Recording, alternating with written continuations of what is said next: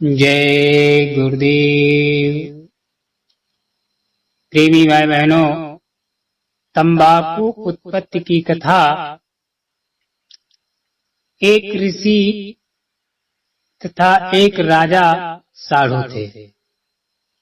एक दिन राजा की रानी ने अपनी बहन ऋषि की पत्नी के पास संदेश भेजा कि पूरा परिवार हमारे घर भोजन के लिए आए, मैं आपसे मिलना चाहती हूँ, बहुत याद आ रही है।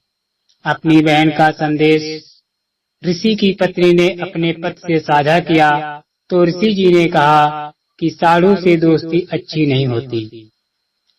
तेरी बहन वैभव का जीवन भी जी रही है।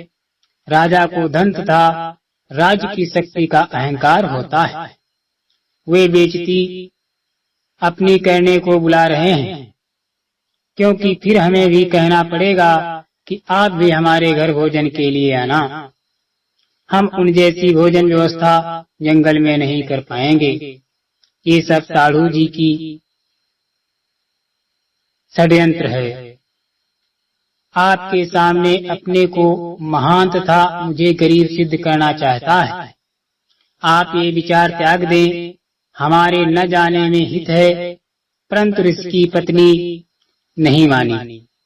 ऋषि तथा पत्नी व परिवार राजा का मेहमान बनकर चला गया। रानी ने बहुमूल्य आभूषण पहन रखे थे, बहुमूल्य वस्त्र पहने हुए थे।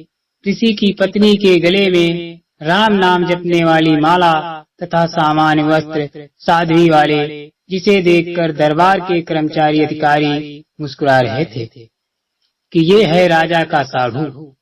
कहाँ राजा भोज, कहाँ गंगू तेली, ये चर्चा ऋषि परिवार सुन रहा था। भोजन करने के पश्चात ऋषि की पत्नी ने भी कहा कि आप हमारे यहाँ भी इस दिन भोजन करने आइएगा। निश्चित दिन को राजा हजारों सैनिकों को लेकर सपरिवार साधु ऋषि जी की कुटिया पर पहुँच गया। ऋषि जी ने स्वर्गलोक के राजा इंद्र से निवेदन करके एक कामधेनु यानी सर्व कामना इच्छा पूर्ति करने वाली गाय, जिसकी उपस्थिति में खाने की किसी पदार्थ की कामना करने से मिल जाता था। ये पौराणिक मान्यता है। उसके बदले में ऋषि जी ने अपने पुण्य कर्म संकल्प किए थे। इंद्रदेव ने एक कामधेनु तथा एक लंबा चौड़ा तंबू भेजा और कुछ सेवादार भी भेजे। टेंट यानी तंबू के अंदर गाय को छोड़ दिया।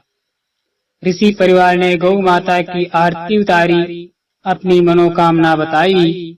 उसी समय 56 प्रकार के भोग चांदी की परातों, टोकनियों, कड़ाहों में स्वर्ग से आए और टेंट में रखे जाने लगे।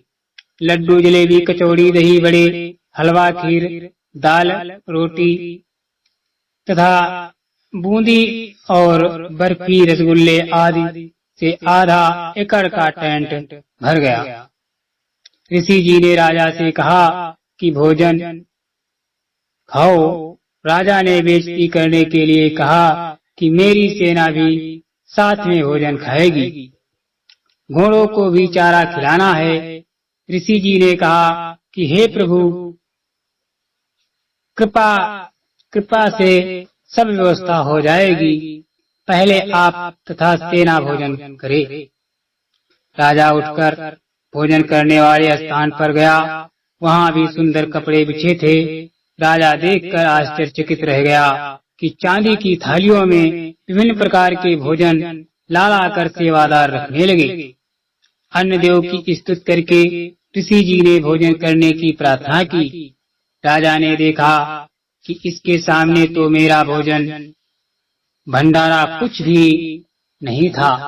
मैंने तो केवल ऋषि परिवार को ही भोजन कराया था, वो भी 3-4 पदार्थ बनाए थे। राजा शर्म के मारे पानी पानी हो गया। खाना खाते वक्त बहुत परेशान था। ईर्ष्या की आग धधकने लगी। बेइज्जती मान ली। सर्व सैनिक खाएं और सराहें। राजा का रक्त जल रहा था। अपने टेंट में आकर ऋषि को बुलाया और पूछा कि ये भोजन जंगल में कैसे बनाया। न कोई कढ़ाई चल रही है, न कोई चूल्हा जल रहा है। ऋषि जी ने बताया कि मैंने अपने पुण्य तथा भक्ति के बदले स्वर्ग से एक गाय उधारी मांगी। उस गाय में विशेषता है कि हम जितना भोजन चाहें तुरंत उपलब्ध करा देती। राजा ने कहा कि मेरे सामने उपलब्ध कराओ तो मुझे विश्वास हो। ऋषि तथा राजा टेंट के द्वार पर खड़े हो गए। अंदर केवल गाय खड़ी थी। द्वार की ओर मुख था। टेंट खाली था क्योंकि सबने भोजन खा लिया था। शेष बचा सामान तथा सेवक ले जा चुके थे। गाय को ऋषि जी की अनुमति का इंतजार था। राजा ने कहा कि ऋषि जी ये गाय मुझे दे दो। मेरे पास बहुत बड़ी सेना है, उसका भोजन इससे बनवा लूंगा। तेरे किस काम की है? ऋषि ने कहा राजन, मैंने ये गौ माता उधारी ले रखी है, स्वर्ग से मंगाई है। मैं इसका मालिक नहीं हूँ, मैं आपको नहीं दे सकता। राजा ने दूर खड़े सैनिकों से कहा कि इस गाय को ले चलो। ऋषि ने देखा कि साधु की नियत में खोट आ गई है।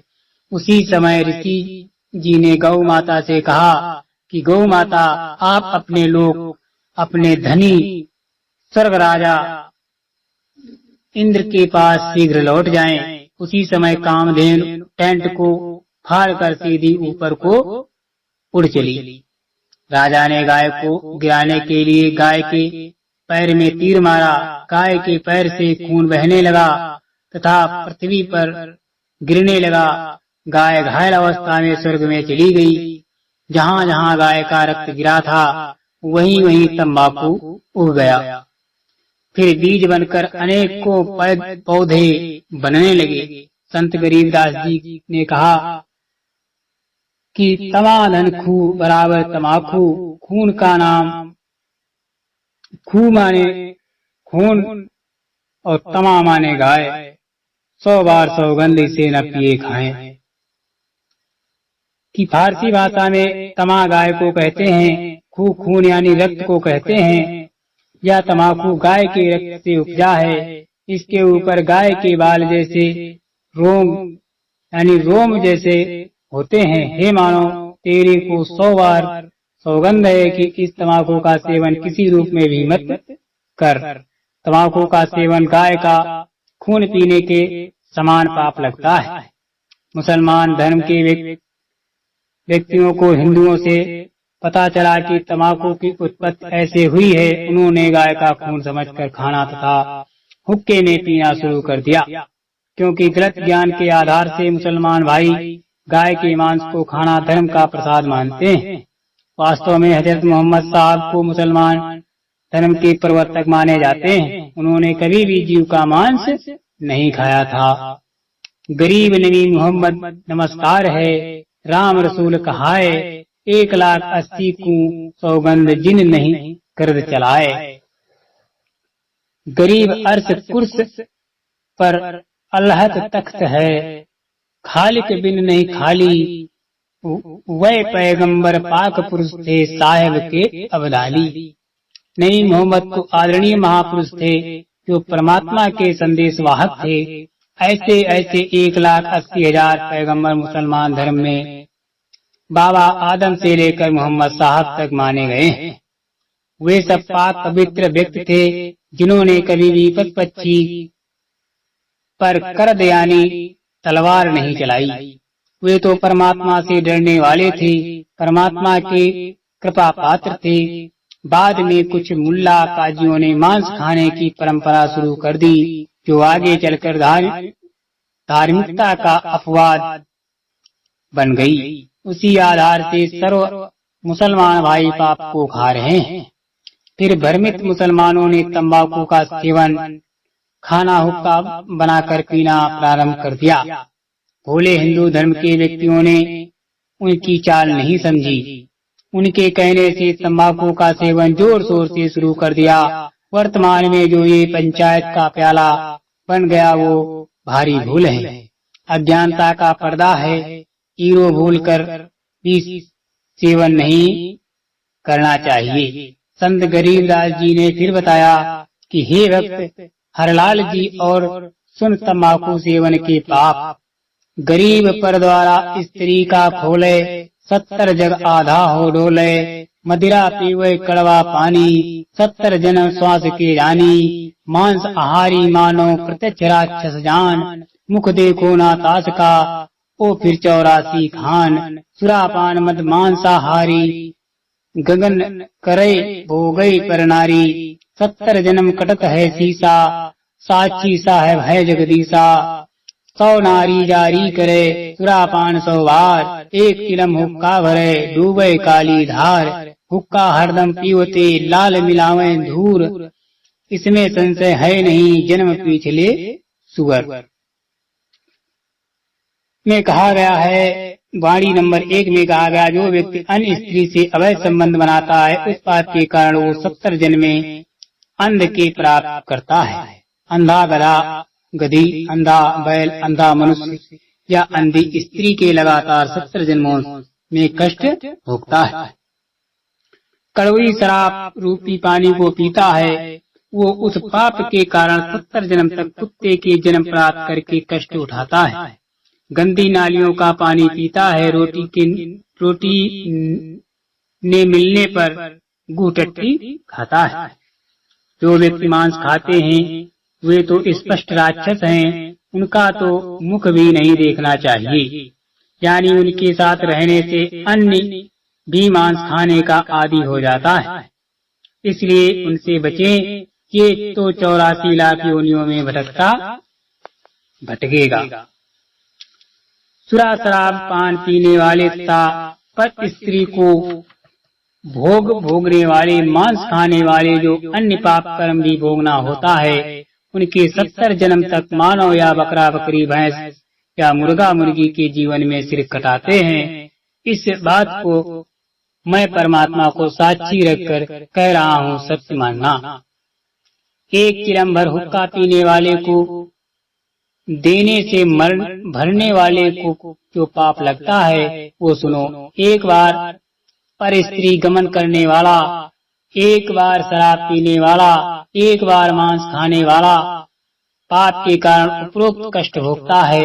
100 स्त्रियों से भोग करे और 100 बार शराब पिए, उसे जो पाप लगता है वो पाप एक चिलम भरकर हुक्का पीने वाले को देने वाले को लगता है।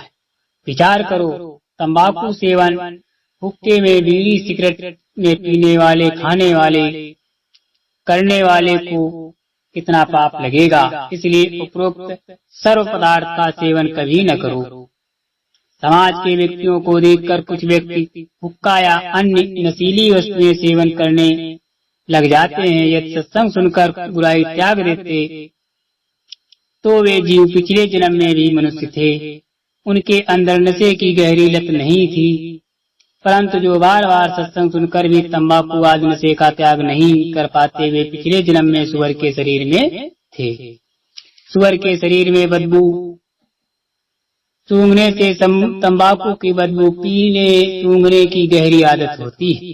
वे शीघ्र हुक्का व अन्य नशा नहीं त्याग पाते। वे अपने अनमोल मानव शरीर रूपी लाल को मिट्टी में मिला रहे हैं। उनको अधिक सत्संग सुनने की राय दी जाती है। निराश न हो, सच्चे मन से परमात्मा कबीर जी ने नशा छुड़ाने की पुकार प्रार्थना करके ये सब नशा छूट जाता है। जय गुरुदेव।